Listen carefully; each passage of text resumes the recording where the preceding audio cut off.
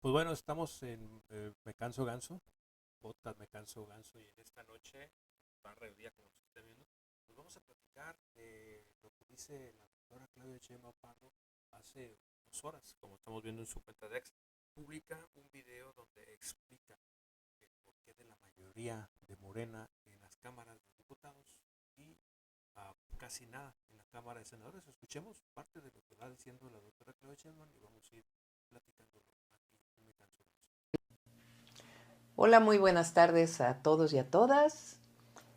Como ustedes saben, el día de ayer el Tribunal Electoral del Poder Judicial de la Federación asignó los diputados y senadores de mayoría para cada uno de los partidos políticos y también los senadores y diputados de representación proporcional, que comúnmente llamamos plurinominales.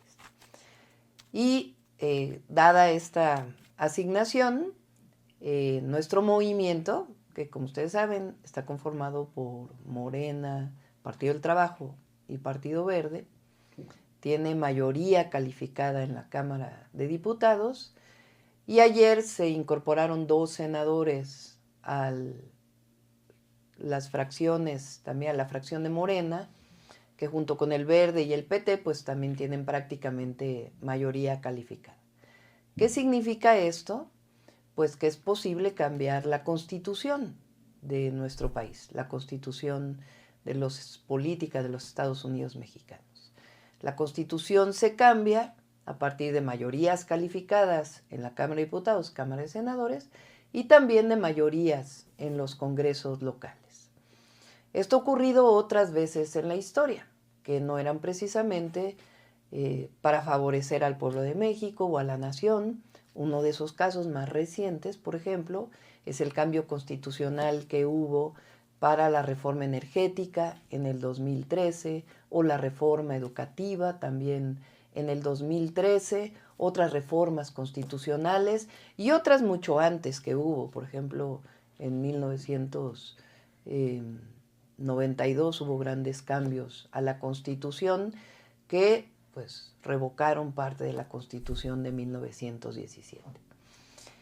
¿Qué va a hacer esta fracción con estas propuestas que hay? Pues ustedes las conocen. Muchas de ellas son las que presentó el presidente de la República el 5 de febrero del 2024, previo a la elección.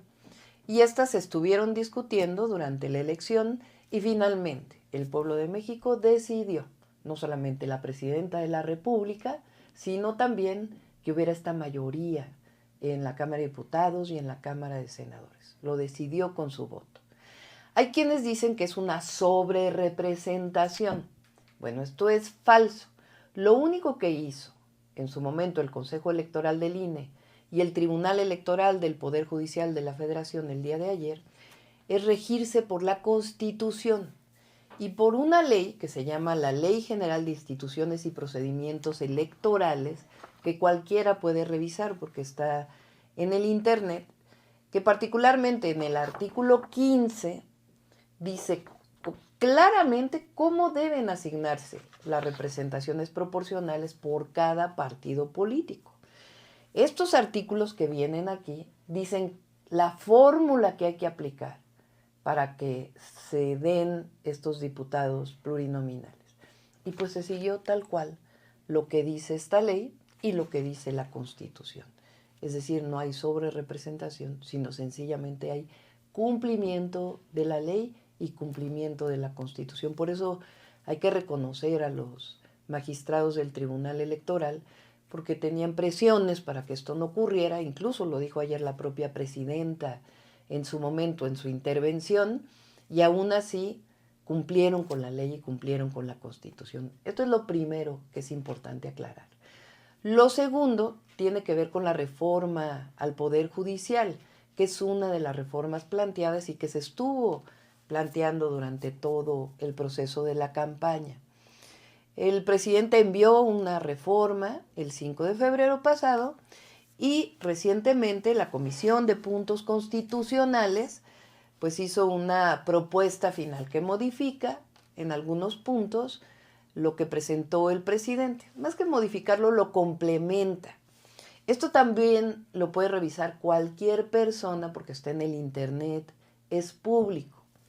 Entonces, se dice que ahora la elección de los jueces, los magistrados y los ministros le va a dar mucho poder a la próxima presidenta. Bueno, les voy a explicar. Si siguiéramos con la situación actual, a mí me tocaría elegir a 3 ministros de la Suprema Corte. ¿Cómo es actualmente?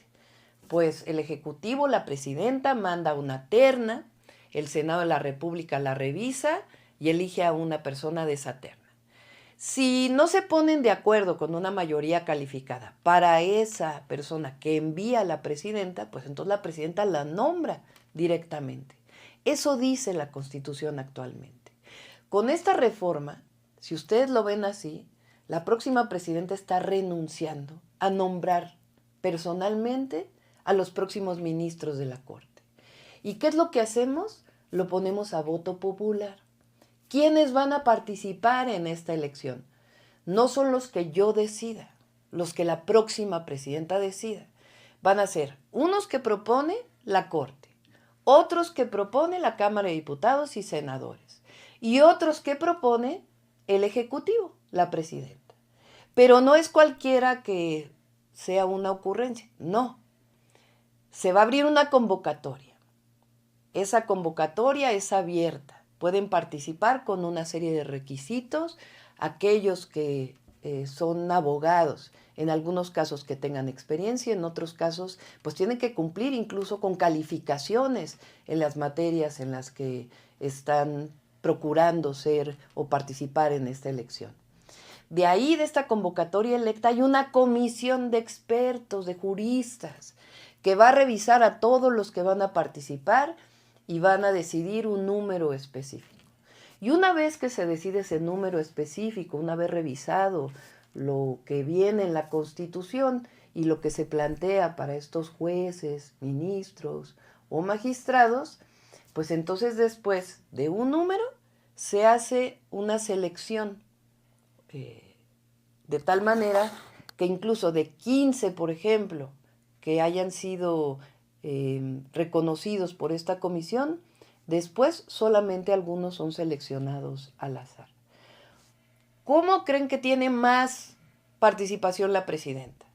En el primer caso, cuando se puede nombrar directamente, o en el segundo caso, donde hay una comisión que revisa, una convocatoria abierta, incluso se selecciona al azar, y después de eso van a votación popular. Pues obviamente en la primera. Pues nosotros no queremos eso, nosotros lo que queremos es que en el Poder Judicial también haya democracia. Por supuesto, tienen que quedar aquellos que tienen una fama pública buena, que sean honestos y que tengan los conocimientos para poder ser jueces, magistrados o ministros de la Suprema Corte. Lo que es importante es que ya se elige democráticamente a la presidenta, se elige democráticamente a diputados y senadores, y ahora se va a elegir democráticamente a jueces, ministros y magistrados del Poder Judicial, pero a través de un procedimiento. Además, fíjense, hicimos una encuesta hace algunos meses después de la elección y la mayoría del pueblo de México está de acuerdo con que se elija a los ministros, a los jueces y a los magistrados por voto popular, y recientemente salió una encuesta de la empresa Buendía en donde aprueba mucho y aprueba algo el 63% de las personas, incluso 3% más de los que votaron por nosotros están de acuerdo en la elección directa de jueces, magistrados y ministros. Entonces, es muy importante que conozcan la propuesta, porque lo que nosotros queremos, y cuando digo nosotros, son los millones y millones que decidimos la alternativa que ganó el pasado 2 de junio, es que haya más democracia, que haya más libertades y que haya un verdadero sistema de justicia que represente un Estado de Derecho en nuestro país.